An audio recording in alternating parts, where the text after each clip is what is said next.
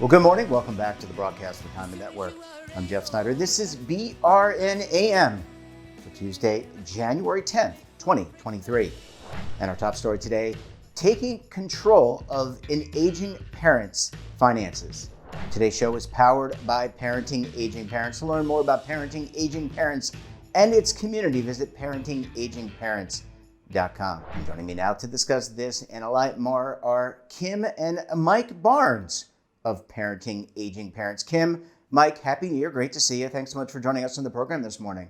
Thank you. Hard to believe, isn't it? Yeah, good to be here. It is. It's hard to believe. And we really appreciate all the great work you guys are doing at Parenting Aging Parents. And one of the important conversations, and I want to get your take on both of your takes on this, is that money conversation. And we'll talk about the cost of care maybe in the second segment. Let's talk about managing money. And I think I guess the first question to you, Kim, and you and Mike have both talked about how you had to sit down and have these conversations with your folks or your loved ones about managing their expectations and driving and things like that. But let's talk about managing the money. How do you have those types of conversations, and what do you talk about?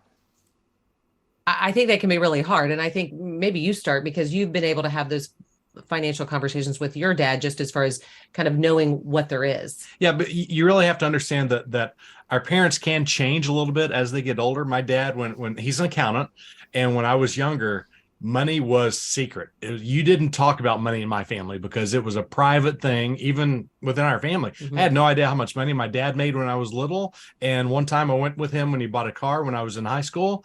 And when the salesman or the person doing the finance said, "Mr. Barnes, how much money do you make? Because I need to know for the loan." And he looked at her and said, "How much do I need to make to buy this car?" So I had no idea.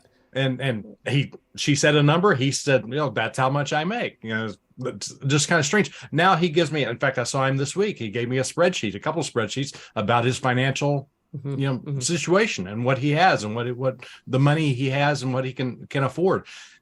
You need to know these things so that you can help them figure out what to do. Because if they're living only on Social Security and all they have is that $2,000, $3,000 a month, that's all that your parents have, and you pick out a place for them to live that's $4,000 or $5,000 a month, and you don't understand why they can't move in. It just makes things tougher. Yeah. And I think that, fortunately, your parents and your family is very open about it and shares. And we do hear stories in our group all the time of parents that maybe still want to keep that really close to the vest.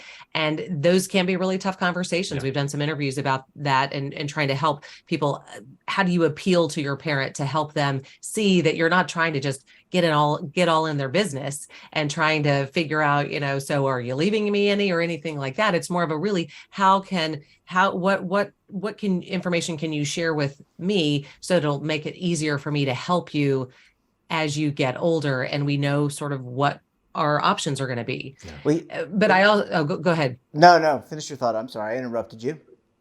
I think then there also becomes the issue of then that's when they're still in charge of their finances. And certainly there are different conversations when you have to take that control away. Yeah, I was going to make the point that you guys always talk about the conversations about independence, and money is really independent. I look at it as independence. If I can maintain my money and be financially independent, that gives me a lot of freedom that maybe I don't have. Freedom to live where I want to live, etc. But Kim, we were talking off camera about scams. That has to be. I've watched YouTube videos. There's I think it's called Scammer Payback. If you haven't seen the channel on YouTube, it's great. They pay back the scammers. But a lot of our elderly are the target of these scammers. I mean, you and Mike have had to take, or maybe you in particular, Kim, have had to take certain steps to protect parent accounts.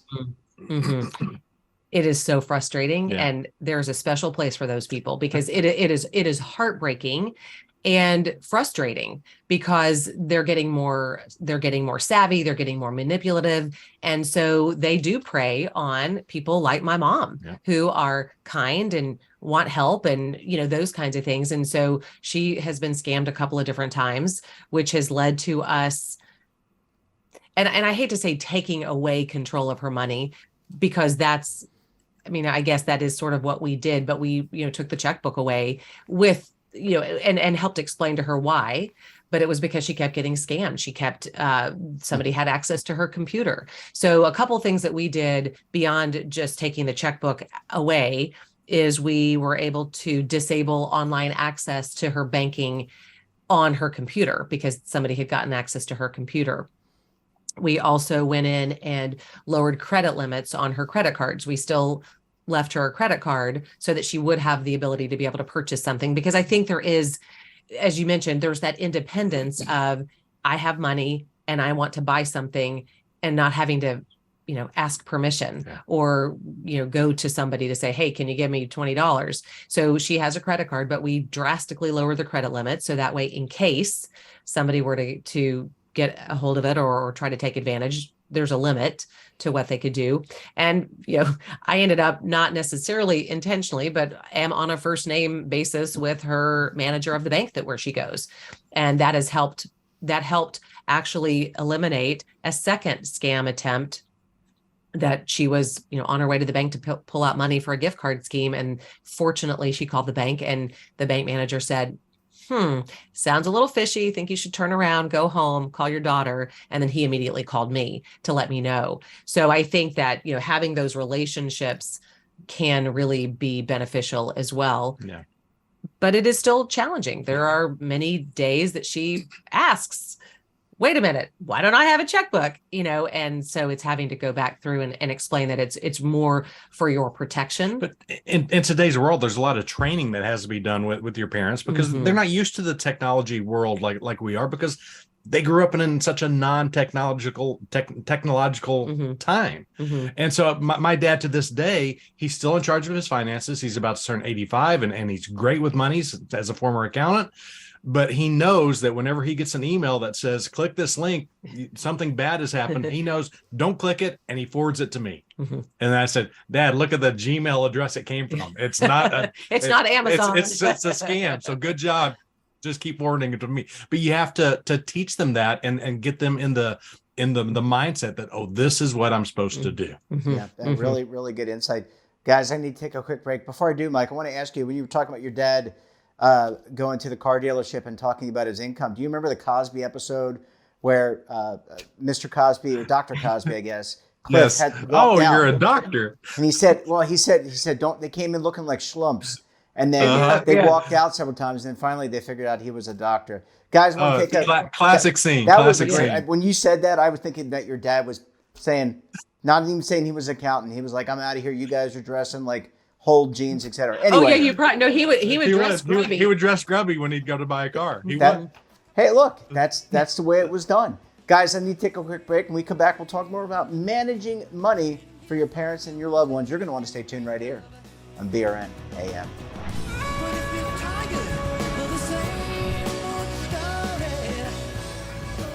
Imagine a new television network that will make you richer, healthier, and in control of your financial future.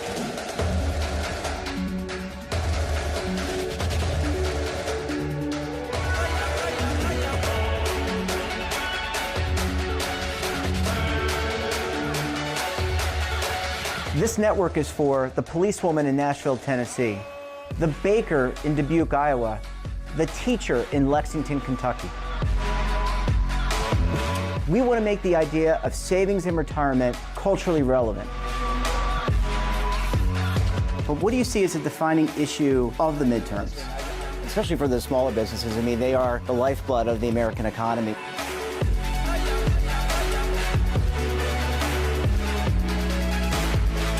Featuring exclusive interviews, current affairs, and docuseries. 33 years old, you retired early. The philosophy is money only matters if it helps you live a life that you love. But you got to start thinking about retirement as soon as you get The Broadcast Retirement Network will drive very high engagement with premium partnerships.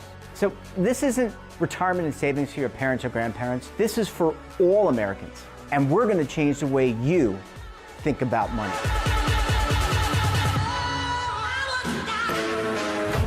Welcome to the next frontier of retirement and savings. This is BRN, the Broadcast Retirement Network.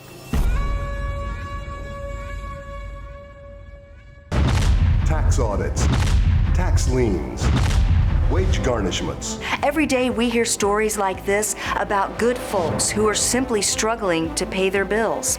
Each of them are living a frightening IRS tax nightmare, and they are afraid it will destroy their lives. I'm a divorced single mom, and my ex-husband left me and the kids with a lot of unpaid bills, including unpaid taxes. I was really starting to show my stress on my kids because the IRS had sent me a letter demanding a huge payment from me. I couldn't afford it. So then the IRS was threatening to garnish my wages. I'm already living paycheck to paycheck. That would have put me over the edge financially. It truly seemed hopeless, but then a friend at work told her to call the tax relief line. The people at the tax relief line, they told me about something called innocent spouse relief. They worked it out so that all of the taxes from my ex are not my problem.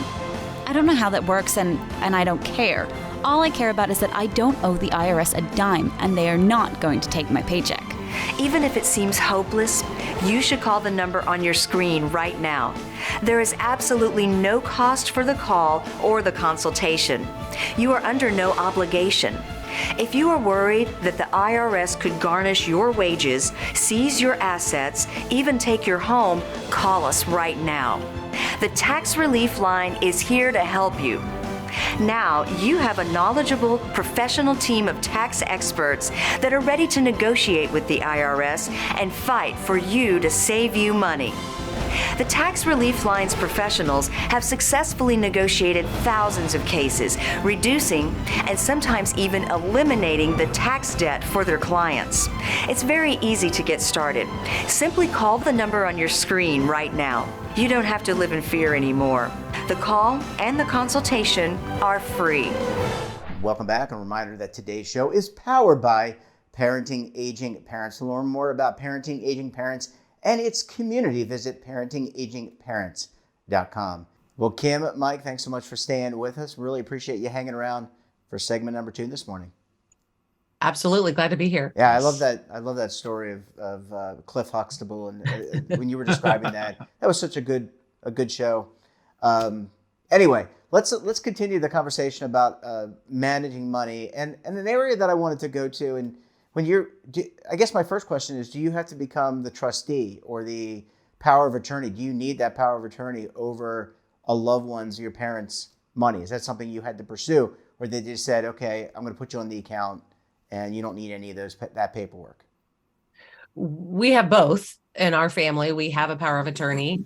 And because I think you need that because you might need it. Yeah. You know what I mean? You may not need it right this minute, but you may need it in the future. That's something to always to know, is that just because you have that power of attorney doesn't mean it's enacted, doesn't mean that you're using it. I've had a power of attorney for my dad for more than 30 years. I've never had to use it. It's still in the safe in my closet. Mm-hmm. I don't need it, but if I do, it's mm-hmm. there. Mm-hmm. And that's what I think a lot of people, especially older people, think, oh, if I'm signing this power of attorney, that means that you're taking over everything. Mm-hmm. That's not the case. Mm-hmm. I mean, it could be depending on how the attorney writes it up, right, but that's usually not the case. You know, in our family, we have both a power of attorney, and mom put us on as signers of the account. So in many ways, that's been so helpful, not only because I can ask questions of the bank and they'll talk to me because I am a signer on the account, but it's also allowed me to be able to set up an online access so that I can do the online access for her bank account where we don't want it on her computer or her login. I have my own login. Right. So I can still get in and look and just, double check that there's nothing funny showing up. So that's one thing that I think can be very beneficial, is, being able to be on that account as well. Yeah. And doing it more as a safety, again, you have to, I think so many of these conversations are going to really be dependent on your relationship with your parents, the expectations that you have of each other, and how you appeal to them. Mm-hmm. As far as, Mom, I'm not trying to go in, I'm not writing checks on your account. I just want to be able to monitor it. I want to be able to make sure that when we need to transfer it, we can for you, and those kinds of things. So coming from that perspective, I think gives her more peace of mind, if you will, that, okay, y'all are protecting me, not trying to take advantage, if that makes sense. But if something happens where you go into the hospital or something bad happens to you, then I have the authority to do anything financially to help take care of you. And also, don't forget the living will and some of the other health directives that you need as well. Yes, That's part of the conversation too. You both talked about, let's talk about care a little bit. And sometimes you both can't, you have to travel, maybe see your children, or you just want to get away. And so you have to have somebody take care of a loved one. How do you find the caregiver, number one? Because according to a lot of research, there aren't enough caregivers. And two, how do you budget for that? Especially if someone's, use your example, Mike, is just drawing off of Social Security. That could be a very costly element to living in retirement. Yes. Wow, gosh, where do you start with that? Because it is the financial piece of caring for somebody is huge. Yeah. From everything from just if they are living in an independent living or an assisted living or memory care kind of place, almost all of those, well, independent for sure, assisted living, except in rare cases, it's all private pay. So that is, you are paying for that care. And if you have a long-term care insurance policy, that can help. My dad writes a check the first of every month for my mom's memory care and for his independent living care. And it's more money than he made in an entire year when he worked back in the 60s when he first started. So every month he kind of takes that. So again, it's think about where he's from, and that, yes, he can afford it now, but he remembers those days in the 60s when he made less than $10,000 a year. And he's like, oh my God, I can't believe I'm writing this much of a check every single month. Wow. And it's something to get used to. And just to follow up on that, I mean, this was a very challenging stock market year. I think 2022 was a significantly down year. I think the first time since the financial crisis.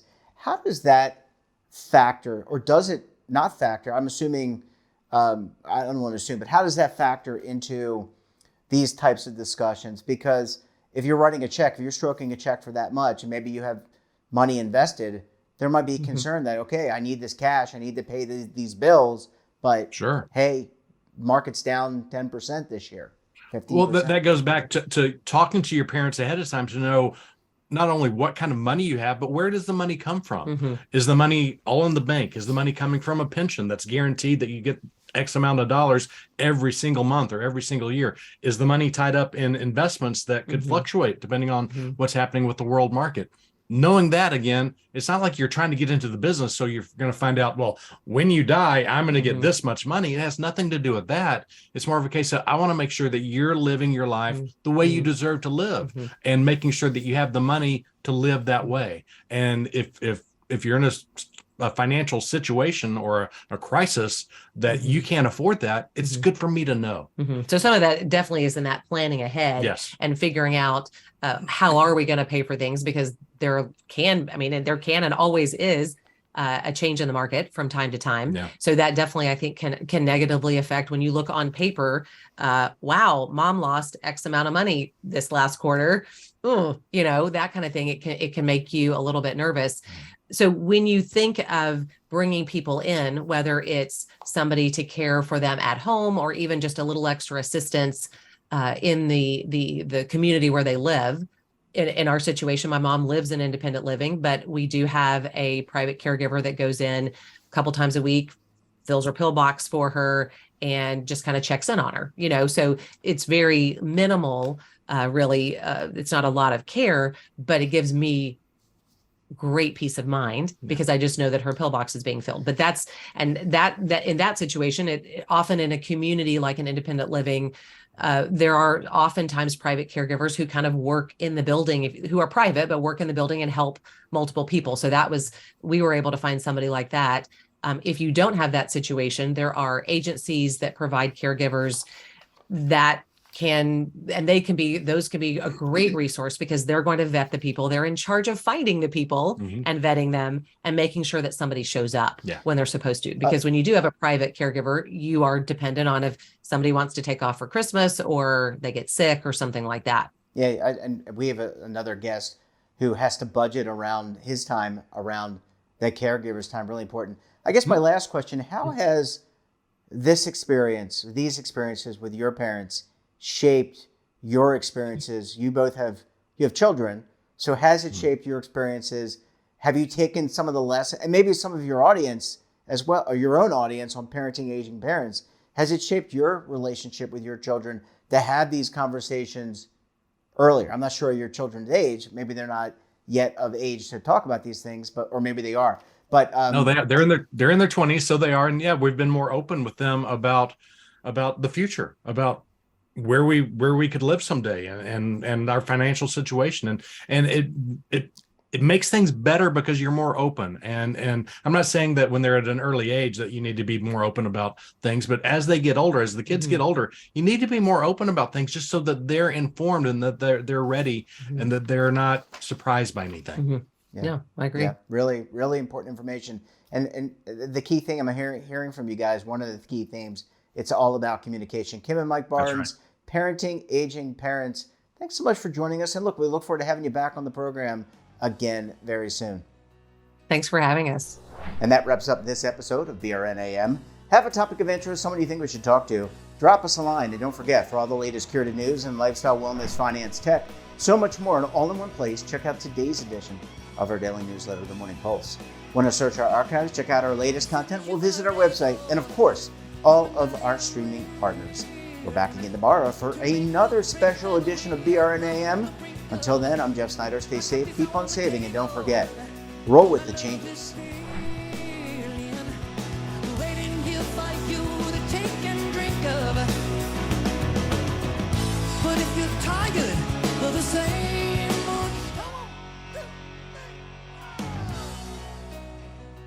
Now is your opportunity to co-create content around any topic on the first lifestyle and wellness network. Reach a global audience through our platform and co-own exclusive branded content.